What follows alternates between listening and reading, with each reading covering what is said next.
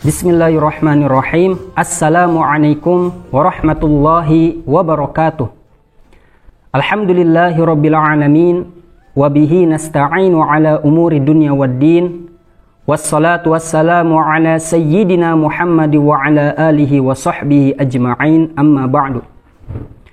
Kaum muslimin wal muslimat yang dirahmati Allah Subhanahu wa ta'ala, marilah kita panjatkan puji syukur kita kehadirat Allah Subhanahu wa ta'ala, karena atas rahmat dan karunia-Nya kita masih diberikan umur yang panjang. Kita masih diberikan kesempatan oleh Allah untuk menjalankan ibadah-ibadah di bulan suci Ramadan ini. Yang mana bulan suci Ramadan ini merupakan bulan yang dikhususkan untuk umat Nabi Muhammad sallallahu alaihi wasallam.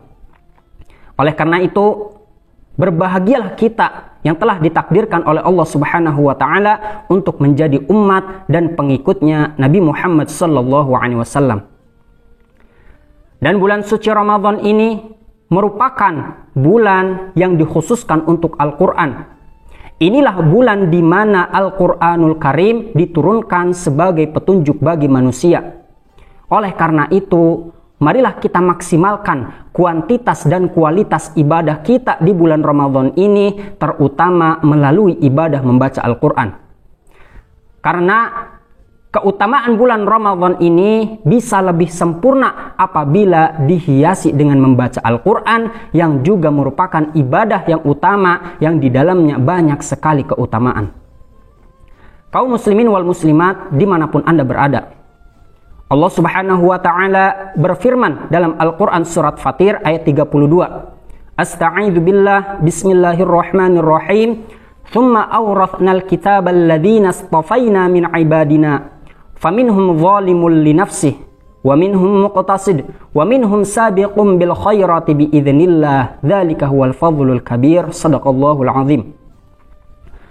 Thumma awrathnal kitaba alladhina astafaina min ibadina, kata Allah Subhanahu wa ta'ala, dan telah kami wariskan kitab itu, yaitu kitab suci Al-Quran, kepada orang-orang yang telah kami pilih dari hamba-hamba kami. Faminhum zalimul li nafsihi, di antara mereka ada golongan orang yang menzalimi, yang menganiaya diri mereka sendiri.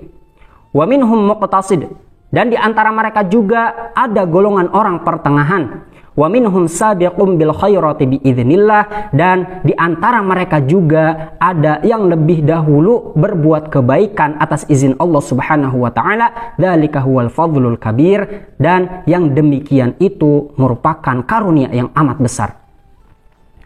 Para mustami'in yang dirahmati Allah Subhanahu wa ta'ala, Syekh Fakhruddin Razi dalam tafsirnya menjelaskan mengenai ayat tersebut, bahwasanya yang dimaksud dengan zalimul li nafsih, yang dimaksud dengan orang-orang yang menzalimi diri mereka sendiri, adalah mereka yang telah Allah wariskan kepadanya Al-Quranul Karim, akan tetapi dia enggan untuk membaca dan mengamalkannya.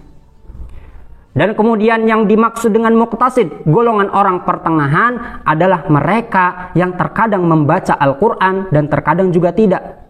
Terkadang mengamalkannya dan terkadang juga tidak. Dan walaupun mereka membaca dan mengamalkan Al-Quran, akan tetapi mereka tidak berusaha untuk mengajarkannya kepada orang lain. Dan kemudian yang dimaksud dengan sabiqum bil khairati bi idznillah, atau orang-orang yang lebih dahulu berbuat kebaikan atas izin Allah Subhanahu wa ta'ala, adalah mereka yang membaca kemudian mengamalkan dan mengajarkan Al-Quran kepada orang lain.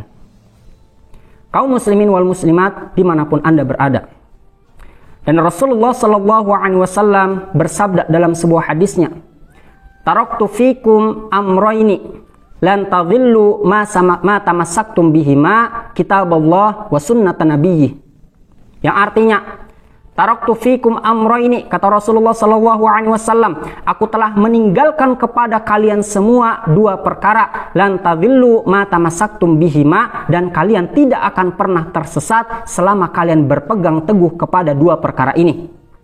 Dan dua perkara ini adalah kitaballah wa sunnata nabiyyi.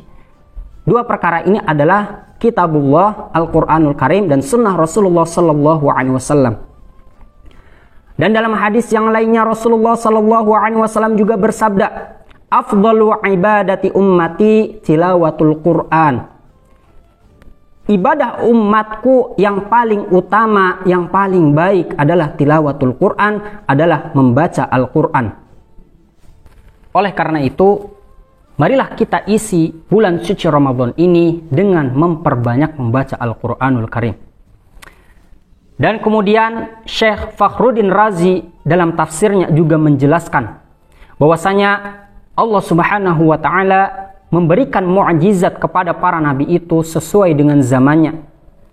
Misalnya pada zamannya Nabi Musa alaihissalam, pada zaman itu sangat berkembangnya ilmu sihir. Oleh karena itu Allah Subhanahu wa Ta'ala memberikan mukjizat kepada Nabi Musa alaihissalam berupa tongkat yang bisa berubah menjadi ular, berupa tangan yang bercahaya dan yang bisa membelah lautan. Dan dengan mukjizat yang Allah berikan kepada Nabi Musa pada waktu itu membuat kaget dan bingung tukang sihir. Dan dengan mukjizat yang ada pada Nabi Musa alaihissalam membuat para tukang sihir pada waktu itu percaya dan sadar bahwasanya mukjizat yang ada pada Nabi Musa alaihissalam bukanlah sihir, akan tetapi Allah Subhanahu wa Ta'ala lah yang memberikannya. Dan kemudian pada zamannya Nabi Isa alaihissalam sangat berkembangnya ilmu kedokteran pada waktu itu. Dokter-dokter pada waktu itu bisa menyembuhkan semua penyakit kecuali 3. Yang pertama adalah penyakit akmah atau penyakit buta dari lahir, kemudian penyakit abros yaitu penyakit lepra atau kusta, dan yang ketiga adalah maut yaitu kematian. Dan oleh karena itu Allah Subhanahu wa Ta'ala memberikan mukjizat kepada Nabi Isa alaihissalam berupa kemampuan untuk bisa menyembuhkan penyakit akmah dan abros, dan Allah Subhanahu wa Ta'ala juga memberikan mukjizat kepada Nabi Isa alaihissalam berupa kemampuan untuk menghidupkan orang mati. Dan kemudian pada zamannya Nabi kita Nabi Muhammad sallallahu alaihi wasallam, pada waktu itu sangat berkembangnya ilmu sastra, sampai-sampai orang-orang Arab Baduy pun ketika mengobrol saja perkataannya mengandung sastra dan syair yang sangat indah. Dan oleh karena itu pada waktu itu sering diadakan perlombaan membuat syair, dan yang memandangkan perlombaan tersebut diberikan apresiasi, dan 7 syair terbaik dan yang paling disukai oleh masyarakat pada waktu itu ditempelkan di dinding-dinding Ka'bah. Dan pada waktu itulah Allah Subhanahu wa Ta'ala menurunkan mukjizat kepada Nabi Muhammad sallallahu alaihi wasallam berupa Al-Qur'anul Karim. Yang mana Al-Qur'anul Karim ini rangkaian kata-katanya, kalimat-kalimatnya, kandungan maknanya itu jauh lebih indah dibandingkan syair-syair terbaik pada waktu itu.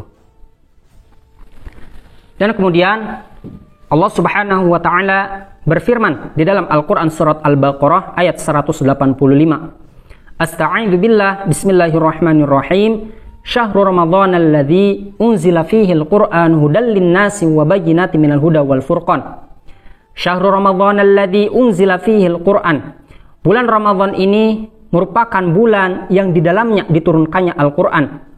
Hudal lin-nasi, sebagai petunjuk bagi manusia, wa bayyinatin minal huda, dan sebagai penjelasan mengenai petunjuk-petunjuk tersebut, wal furqan, dan sebagai pembeda antara yang hak dan yang batil.